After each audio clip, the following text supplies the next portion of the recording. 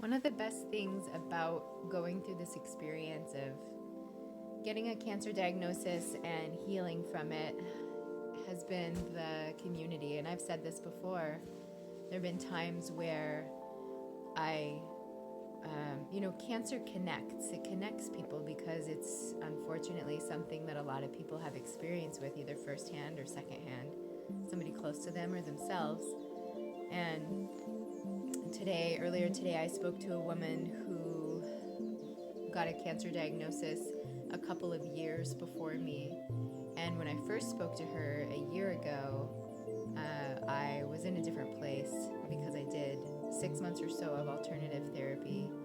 And now I've done 6 months or so, June, July, August, September, October, approximately 6 months of doing conventional treatment along with some complementary things as well. But when we spoke today, I wanted to ask her about the DEEP surgery that she had. That's DIEP, DEEP, um, because she had gone through that. And at the time, I thought, like, I'm not going to do that. It's amazing what time does. With a little bit of time, we can reflect on what we want, because sometimes what we want changes. And as it did for me, I started out wanting implants and thinking, okay, implants are the way to go. And I don't even know why I thought that.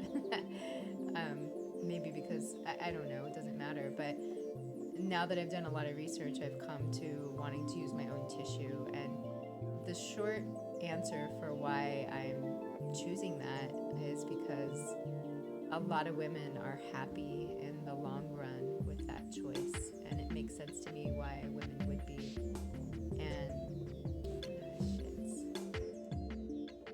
so, anyway, I have an appointment tomorrow back at Stanford, and I have a list of questions that I want to explore about the different kinds of flap surgeries, because I think deep surgery is fairly new. I don't know when they started doing it, but there used to be one called TRAM where they use the muscle, and deep is where they don't use the muscle in the abdomen, so it's supposedly a better healing for people. Although I said I talked to this friend this morning, and she's really had a harder time with healing. She's in her 60s, and she thinks it's a good procedure for women who are in their 30s and 40s, I think, and 50s, maybe 50s, because the body just heals faster when you're younger. It heals better because she's had some trouble with the healing.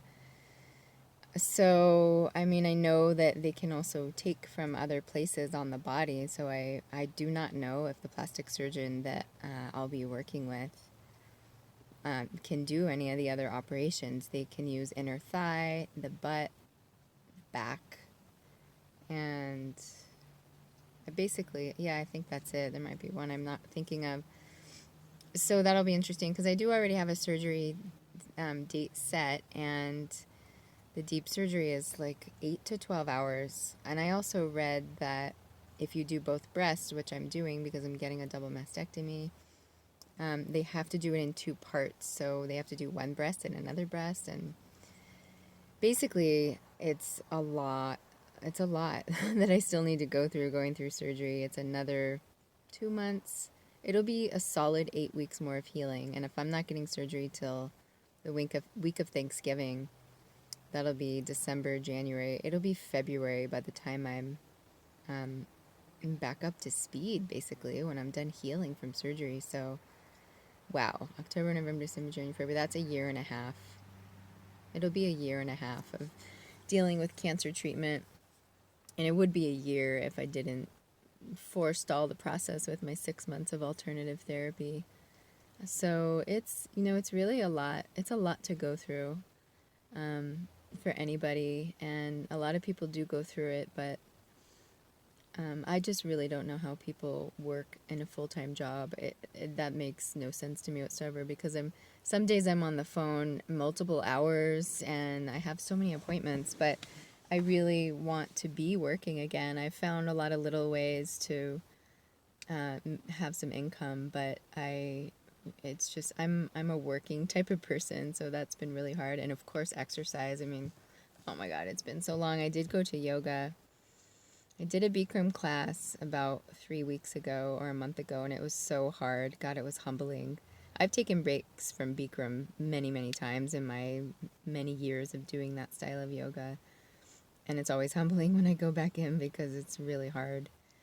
But I've been not doing class because I haven't wanted to have my head get hot and lose more hair. Well, I think I'm done losing hair. My eyebrows, I don't know how well you can see them, but they've pretty much almost all fallen out. I have a little bit of eyebrow left and a little bit of eyelashes, and they haven't fallen all the way out, but I do know that some women have lost their eyelashes and eyebrows after chemo. Tomorrow marks 2 weeks after my last chemo, my 6th chemo, and I know that some women do continue to lose hair, and well, if they were cold capping, I mean, if they would have lost their whole entire hair if they weren't cold capping, many chemo treatments ago. So I feel fortunate to have some hair. This is the first time I'm not even wearing a hat. There's definitely some bald spots which don't come through in the video, so it looks like, oh yay, it's all there, but really I probably lost, maybe 50% of my hair, which is a lot. But I do think it was worth it. I think it would be another 5 weeks, some 3 to 5 weeks of time would need to pass before my hair started growing back in if I let myself get all the way bald. So I did notice yesterday that I have these tiny little hairs growing in, and I got this stuff called, I think it's Lush Lash, and I did put it on my eyebrows. A lot of women recommended it, and I tried to put it on my eyelids to keep my eyelashes, but it really burned my eyes, which is kind of a bummer because I thought it was fully natural, and if it was, I don't think it'd be burning my eyes. So there's probably some kind of chemical or some irritant in it that didn't work for my eyelashes. So I did put it on my eyebrows. So I do notice a few more hairs. I looked at a picture of myself the other day, and I was like, wow, I actually had pretty thick eyebrows, and now I don't really have much to speak of, but they are growing back in. And I almost have my sense of taste back. So now it's been 2 weeks, and things do still taste metallic, but not to the degree that they did before. It seems like every day I'm about 5% better. So it's these really small, little incremental shifts in feeling better, but they add up over time. So, yeah, I am doing better. I do feel fatigued, but it's behind me. I mean, I have chemo behind me. This is amazing. All this like disgusting taste and disgusting smell and all of these like sores in my nose and affected and inflamed mucosa. These things are behind me, and I'm ecstatic about that. I mean, I do still feel the weight of the rest of surgery and healing from surgery, and I haven't even addressed my ovaries. That's like dealing with my ovaries is a whole other topic, because last time I met with the oncologist, he told me that I thought that if I had my ovaries removed, I wouldn't need to take any of the hormone blockers, basically estrogen blockers. And he said, oh no, if you're premenopausal, you take this drug, and if you're postmenopausal, you take that drug. So of course there's a drug for everything.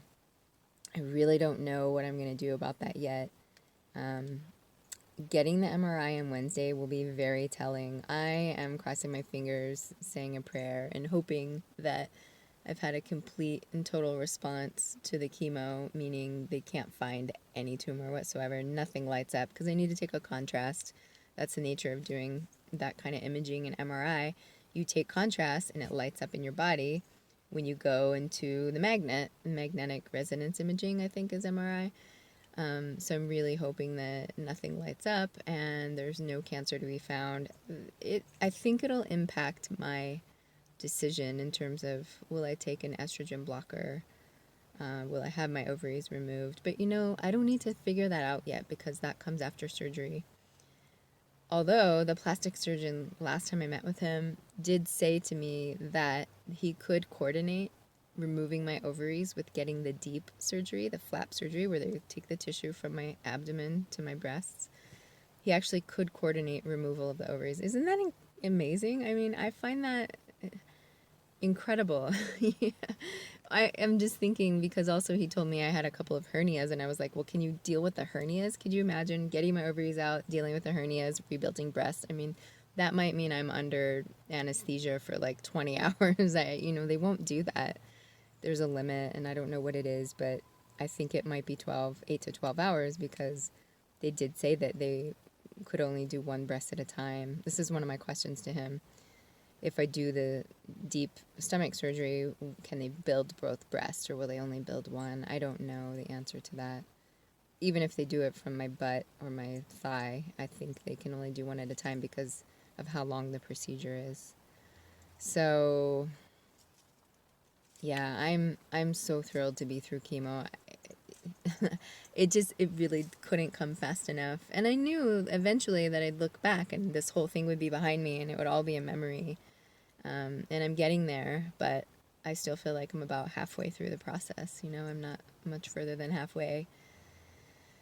So, the other thing I want to say is that I cleared up some miscommunications, some shit that I had between me and somebody else that really was my fault for not being in communication with a friend of mine for a really long time, and I let it pile up and I let it get carried away, and we spent some time clearing things between us today, and it felt so good. I really felt like a weight had been lifted, something, because it had really been weighing on me for a long time. Welcome to my 30-second because we really missed video, each other and it felt good to connect. as in the 30 seconds, not 30 seconds of my cancer journey. Thanks for following along with me. It's been a real fun experience for me to share these things with everybody, so thank you. Doing a lot of just therapy visits. So I really do feel that getting a cancer diagnosis is an affront to every part of our lives. We tend to focus on the physiological, and we want to change our habits and our lifestyle, and I think that's important, but I think we also can't leave out our emotional health, our psychological health, our spiritual health. And the friend that I was talking to earlier today said that really going through the process for her, going through chemo, was a spiritual experience, and it's absolutely true. I mean, I think everything can be a spiritual experience, but if you want it to be and if you look at it like that. But it's been a real gift for me to work on every area of my life, basically, is what I'm trying to say. I have the time to do it, and I definitely have the impetus to do it, because when cancer is sitting on your head and staring you in the face, I think you really have to look at every aspect of your life and evaluate honestly, no bullshit. Am I in integrity in every area of my life? Which is a good question to ask anyway, but it's imperative to ask that when cancer is staring you in the face. So I feel grateful to be looking at my own emotional state of health and evaluating that, in addition to how I eat, what my habits are, what my lifestyle looks like, and like that. So like they say, I know some people don't like hearing cancer is a gift, but I say it because it's true for me. Cancer has been a gift. If it kills me, I won't necessarily see the gift in it, but I don't see that happening. I see myself getting stronger, getting wiser, and doing my best to help others the way others have helped me. And it's really beautiful, actually. There's a legacy of women that have come before me that have created campaigns and fundraisers and funds and various things for the women who've come after them, and hopefully I can do the same for women who will come after me. And even if my contribution really is only helping women navigate the system and advocate for themselves, to me that's worthwhile. So that's where I'm putting my effort now. If you're someone who is listening to this and received a cancer diagnosis, or basically what I want to say is I'm willing to talk to anybody. If there's anybody who needs help or needs someone to listen or needs to hear someone that's gone through it, I reach out to me, because I don't want everything I've gone through to go to waste just for myself. If I can help somebody else, I want to. So that's my invitation. Just please send anyone my way that might need help or, like I said, need someone to listen. So thanks for being with me. I made it through chemo, and I'm a total badass for doing that. Oh man, anyone who goes through it is a badass, because it ain't for the faint of heart. And next up, surgery. So here we go. All right, thanks. Take care. Well, yesterday was eye-opening in that I went to Stanford and met with the plastic surgeon to discuss the difference between implants and using autologous. I'm just totally spacing on the word right now. And it's not analogous, because I like that word and know what that means. Using my own tissue for surgery, because this I can adjust. That's really cool. And basically what I found out is that I don't need to stress about it, because I still have a ways to go. I need to have surgery on November 21st, which is when I chose to have it, and it worked out.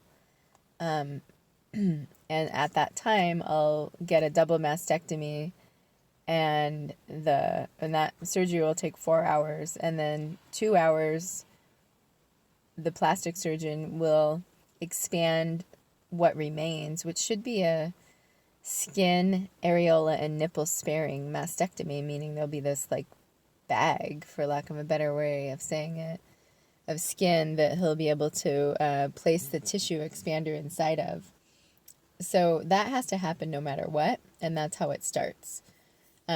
Part of the reason why I wanted to use my own tissue is because I didn't want to deal with tissue expanders. I thought I could get out from that, but I can't. So then they'll send the pathology away to find out what the situation is, the status of any cancerous tissue in the lymph node in particular, because the breast tissue will be completely gone.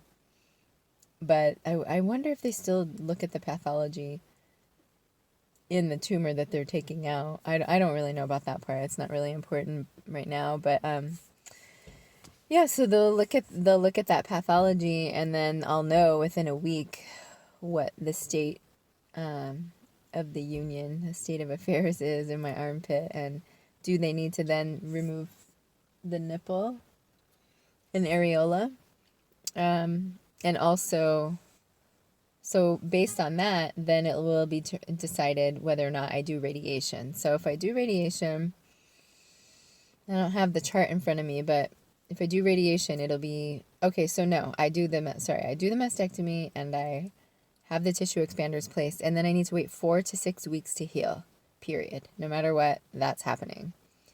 So then after that 4 to 6 week period of healing, of course, I'll know what the pathology is by then, and I'll know if it's been recommended that I do the radiation or not.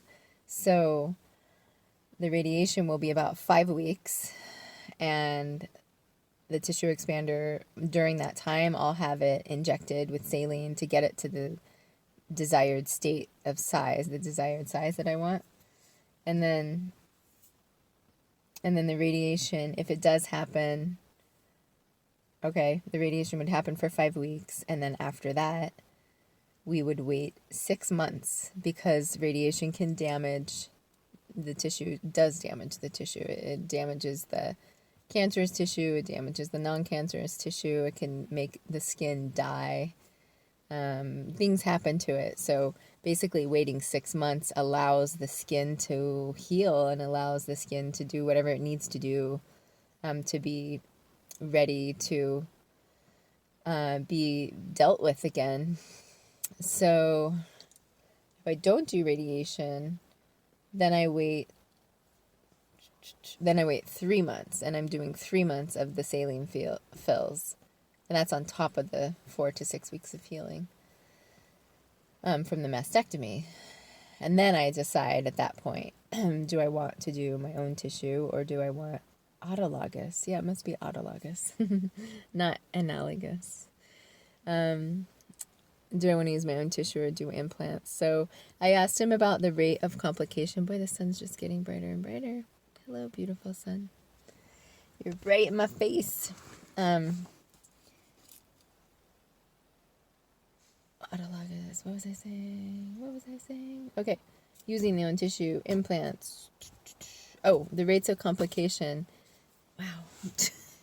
It's just so bright. I mean, I like it, but I'm also feeling blinded.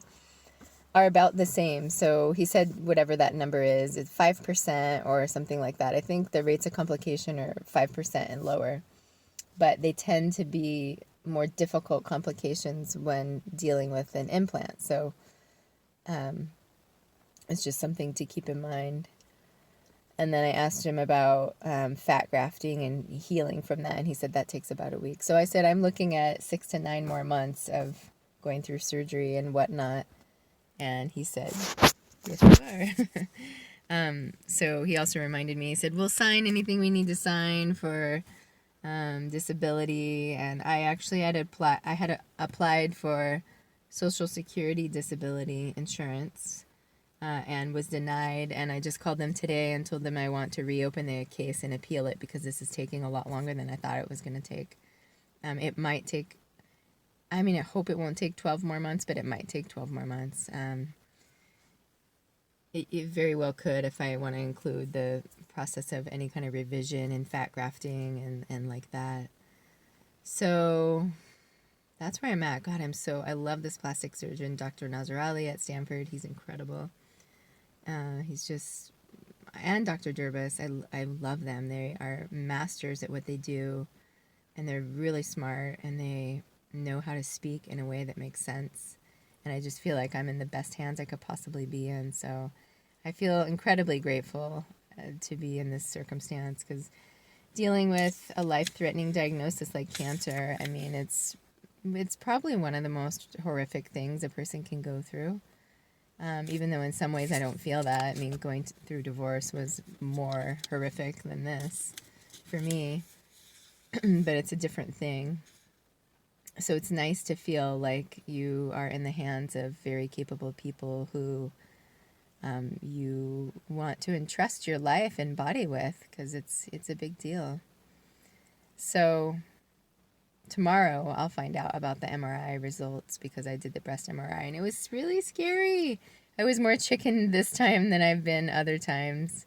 I am not like going into that small tube. I had an anti-anxiety medicine, and it was really hard. It took a lot of coaxing and talking and breathing and letting go. And while I was in there, I did some visualizations to just kind of ease my mind. I pictured me and my daughter and my boyfriend out on the beach in the water and in some soothing environment, and that really helped. Thank God. But it really vibrated me. I also just felt like I was getting vibrated and shaken, and my head was hot, and it was getting vibrated. It was quite quite an experience. But I'm grateful these things exist so that I can see where I stand. I have a lot of hope in these test results, and I'm really hoping to see no evidence of disease when I speak to the doctor tomorrow. Wish me luck. Thanks so much for being with me, and take good care.